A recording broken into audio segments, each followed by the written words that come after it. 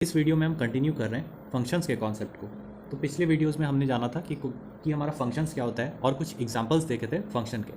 तो यहाँ स्टार्ट करते हैं हम एक और एग्जांपल्स हैं। दो एग्जांपल हमने पहले देख लिया था फंक्शन का, थर्ड एग्जांपल अब हम देखते हैं। ये हो गया NCR। इसका वैल्यू क्या होता है? Factorial n divided by factorial r divided by n minus r का फैक्टोरियल। अब अगर हमें NCR यानी सपोज़ 9C2 का वैल्यू निकालना हो या 7C4 का वैल्यू निकालना हो, तो इसमें हमें सिर्फ दो इनपुट्स लेना है और उन दोनों इनपुट्स का यूज़ करके हमें इसका वैल्यू कैलकुलेट कर लेना है। ये क्या हो जाएगा? Factorial 9 divided by factorial 2 divided by 9 minus 2 factorial 7। इसका जो भी वैल्यू आएगा वो हमारा फंक्शन रिटर्न करेगा। सिमिलरली हमें दोबारा अपने जो लॉजिक है उसको नहीं लिखना है, सिर्फ हमें ये दोनों वैल्यूज़ चेंज करनी है। तो इनपुट जो है वो हमारा हो गया n और r, और आउटपुट जो है वो हमारा NCR आ जाएगा। यानी अगर 8C0 हमें कैलकुलेट करना होगा तो वो क्या होगा? Factorial 8 divided by factorial 8 into 8 minus 0, ये हमारा फैक्टोरियल 0 होगा। तो ये हो जाएगा हमारा 1। अगर हमें 8C2 कैलकुलेट करना हो तो वो क्या होगा? फैक्टोरियल 8 डिवाइडेड बाई फैक्टोरियल 2 और 8 माइनस 2 का फैक्टोरियल। ये हमारा कैलकुलेट करके आ जाएगा। फैक्टोरियल 8 क्या हो गया? वो हो गया 1 से लेकर 8 तक हमें मल्टीप्लाई करना है। फैक्टोरियल 2 क्या हो गया? ये हो गया 1 इंटू 2 इंटू ये हो गया फैक्टोरियल 6, यानी 1 से लेके 6 तक। तो 1 से लेके 6 तक हमारा यहाँ कैंसिल हो गया, बचा हमारा 7 इंटू 8। 2 से हमारा ये 4 टाइम्स में जाएगा और इसका वैल्यू आ जाएगा 28, यानी 8C2 का वैल्यू आ जाएगा 28। नेक्स्ट हम एग्जाम्पल 4 देख रहे हैं। इसमें हमें क्या करना है? प्रिंट करना है काउंटिंग। यानी अगर हमने 5 इनपुट में दिया है तो ये क्या होगा? ये हमारा प्रिंट कर देगा 1 2 3 4 5, यानी जो भी हमने इनपुट में दिया है वहाँ तक ये काउंटिंग को प्रिंट कर देगा। इसको अब हम कोड फॉर्मेट में लिखते हैं। तो सबसे पहले आया हमारा इंट मेन,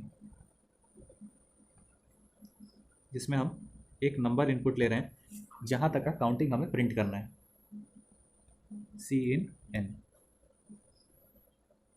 अब हम एक प्रिंट काउंटिंग मेथड क्रिएट कर रहे हैं और जिसमें हम n का वैल्यू पास कर रहे हैं कि हमें इस नंबर तक काउंटिंग प्रिंट करना है। तो हम इस फंक्शन को यहाँ से कॉल कर रहे हैं, रिटर्न कर देंगे हम 0। अब हमें प्रिंट काउंटिंग मेथड क्रिएट करना है, तो वॉइड प्रिंट काउंटिंग और इसमें जाएगा int num, एक नंबर हमारा जाएगा जो हम यहाँ से पास कर रहे हैं। For int i is equal to 1 से लेके i less than equal n तक हमें लूप चलाना है और फिर प्रिंट कर देना है काउंटिंग स्पेस के साथ। इसका एग्जीक्यूशन समझ लेते हैं हम। सबसे पहले एग्जीक्यूशन आया मेन मेथड में, n का वैल्यू एंटर हुआ। n का वैल्यू सपोज हमने एंटर किया 5। प्रिंट काउंटिंग मेथड में हम 5 का वैल्यू सेंड कर रहे हैं। उसके बाद ये हमारा यहाँ पर एग्जीक्यूशन आएगा। नम जो हमारा है वो यहाँ पर 5 आया। अब ये हमारा नम तक चलेगा, 1 से लेके 5 तक एक काउंटर चला और प्रिंट करते रहा ये 1 2 3 4 5। जैसे ही ये कंडीशन हमारा सेटिस्फाई नहीं किया हुआ, ये लूप ब्रेक करके हमारा वापस से यहाँ पर चला जाएगा और रिटर्न 0 करेगा। इस तरह से हमारा ये आउटपुट आ जाएगा। यहाँ पर हमने फंक्शन को कॉल किया है और ये हो गया फंक्शन डिक्लेरेशन। नेक्स्ट हम एग्जाम्पल नंबर 5 देख रहे हैं। ये है to create a function to check a number is prime और not. Create a function to check a number is prime और नॉट। तो हमें प्राइम नंबर चेक करना है। नंबर हम यूज़र से इनपुट लेंगे, तो इसको किस तरह से करेंगे? इंट मेन, अब हम एक नंबर इनपुट ले रहे हैं, int n CIN n।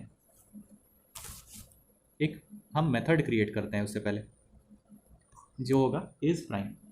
Return type इसका होगा बूलियन इज प्राइम, और इसमें हम एक नंबर पास करेंगे, जिस नंबर को हमें चेक करना है कि ये प्राइम नंबर है या नहीं। ये हो गया हमारा मेथड। अब हम लॉजिक इसमें लिखेंगे फॉर, अब हम लूप चलाएंगे 2 से उस नंबर तक i++।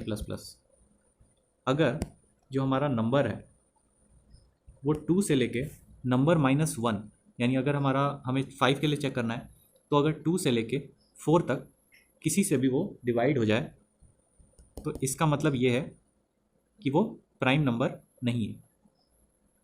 तो इस केस में हमें रिटर्न कर देना है 0,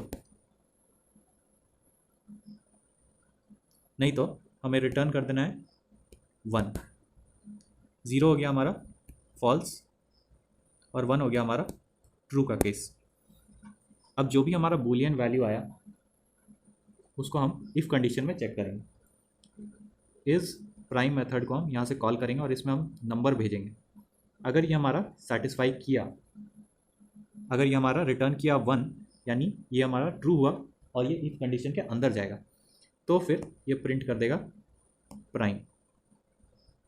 यानी अगर ये वैल्यू जो रिटर्न कर रहा है इस प्राइम मेथड वो 1 हुआ तो वो प्रिंट कर देगा प्राइम, नहीं तो वो प्रिंट करेगा नॉट प्राइम।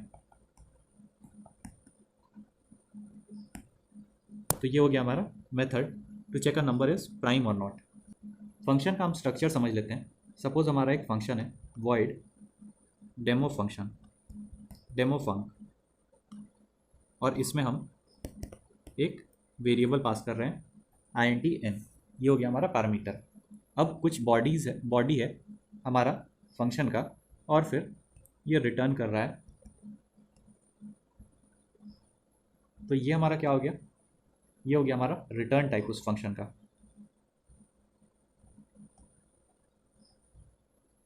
ये हो गया हमारा फंक्शन नेम,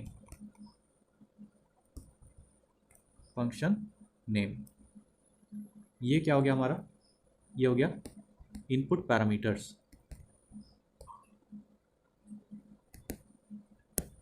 ये हो गया हमारा बॉडी ऑफ फंक्शन, और रिटर्न ये हमारा चेक करता है, ये हमारा रिटर्न करता है कि फंक्शन हमारा क्या रिटर्न करता है, व्हाट फंक्शन रिटर्न्स। यानी अगर ये इंटीजर रिटर्न करता है या ये ट्रू या फॉल्स रिटर्न करता है। अब कॉन्सेप्ट हमने देख लिया, इसको हम इम्प्लीमेंट करते हैं कोड में। सबसे पहले हमारा मेन मेथड होगा और उसमें हमें एंटर करना है 2 वैल्यूज़, 2 इनपुट्स जो है n और r। अब हम एक मेथड क्रिएट कर रहे हैं, एक फंक्शन क्रिएट कर रहे हैं जिसका नाम मैं रख रहा हूँ ncr, जिसमें हम n और r जो हमारा इनपुट आया उसका वैल्यू सेंड कर रहे हैं। जो भी हमारा वैल्यू आएगा इस फंक्शन से रिटर्न होगा उसको हम एक आंसर नाम के वेरिएबल में स्टोर कर लेते हैं और फिर प्रिंट कर लेंगे हम आंसर। अब हम अपना ncr फंक्शन को क्रिएट करते हैं। तो ncr जो फंक्शन है वो हमारा इंटीजर रिटर्न करेगा। इसमें जो इनपुट होगा वो होगा int n और int r। ये क्या करेगा, ये हमारा एक और फैक्टोरियल मेथड को कॉल करेगा। तो int ncr value is equal two factorial n divided by factorial r into factorial n minus r, और उसके बाद रिटर्न कर देना है ncr वैल्यू।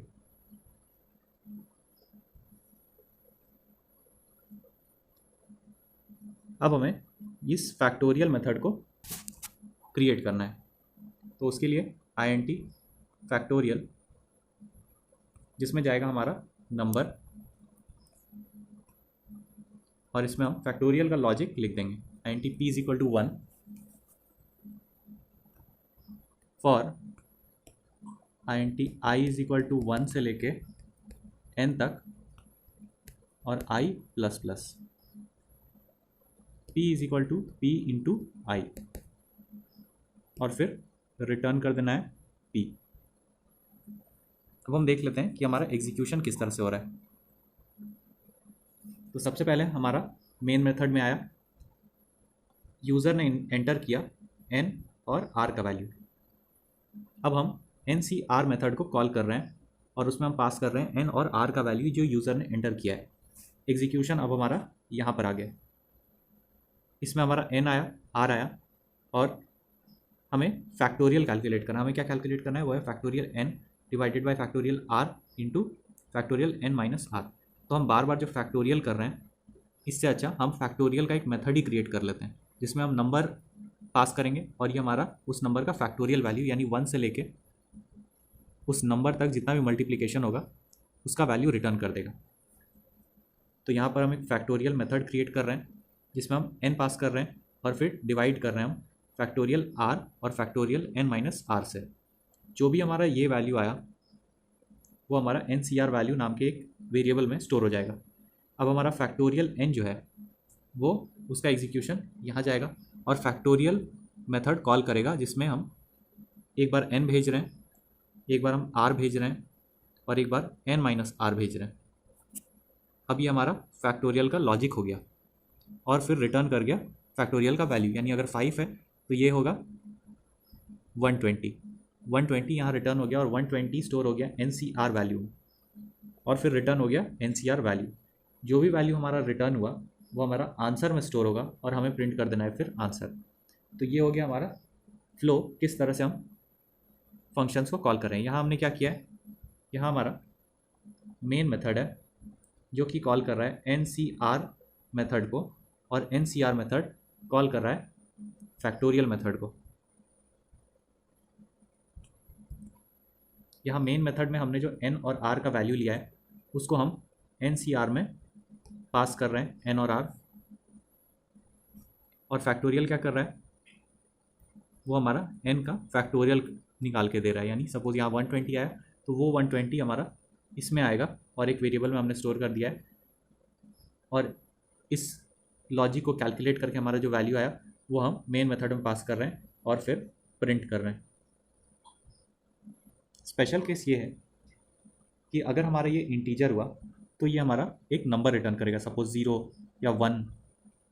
लेकिन अगर ये हमारा वॉइड है तो भी हम रिटर्न कीवर्ड को यूज़ कर सकते हैं। ये ज़रूरी नहीं कि हम सिर्फ system.out.print या फिर प्रिंट ही करें अपना स्टेटमेंट्स, तो भी हम रिटर्न को यूज़ कर सकते हैं। जस्ट दैट कि रिटर्न जो है वो हमारा कोई भी वैल्यू रिटर्न नहीं करे, जैसे कि 0 नहीं रिटर्न करे या 1 नहीं रिटर्न करे या ट्रू या फॉल्स नहीं रिटर्न करे। सिर्फ रिटर्न कीवर्ड अगर हम यूज़ करें वॉइड के साथ तो फिर ये हमारा सिंटैक्स एरर नहीं हुआ।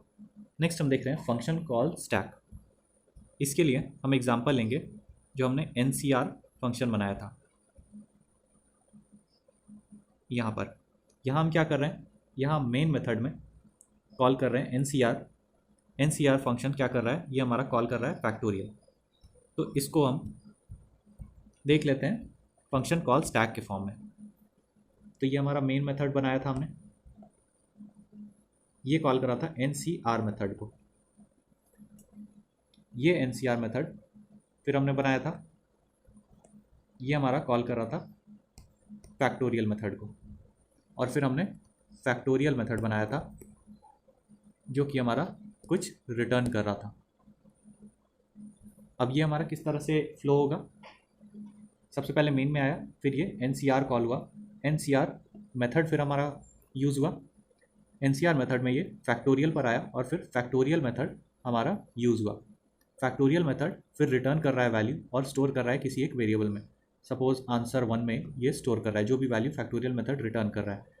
अब ये आंसर 1 जो है इस पर कुछ मैनिपुलेशन करके हम यहाँ पर फिर से रिटर्न कर रहे हैं, और ये जो हम रिटर्न कर रहे हैं आंसर 2 वो हम यहाँ पर स्टोर कर रहे हैं और फिर प्रिंट कर दे रहे हैं आंसर 2। तो बेसिकली हम क्या कर रहे हैं, हम अपने मेन मेथड से NCR को कॉल कर रहे हैं और NCR मेथड से हम फैक्टोरियल मेथड को कॉल कर रहे हैं। ये जो हमारा रिटर्न करता है वो हमारा NCR में फिर आया और एनसीआर जो हमारा रिटर्न करेगा वो हमारा मेन मेथड में है। तो इस तरह से हमारा एग्जीक्यूशन चलते रहता है। स्टैक क्या हो गया? सपोज आपका स्टैक ऑफ प्लेट्स है, तो अगर आपको कोई प्लेट उठाना होगा तो सबसे ऊपर वाला प्लेट आप उठाएंगे,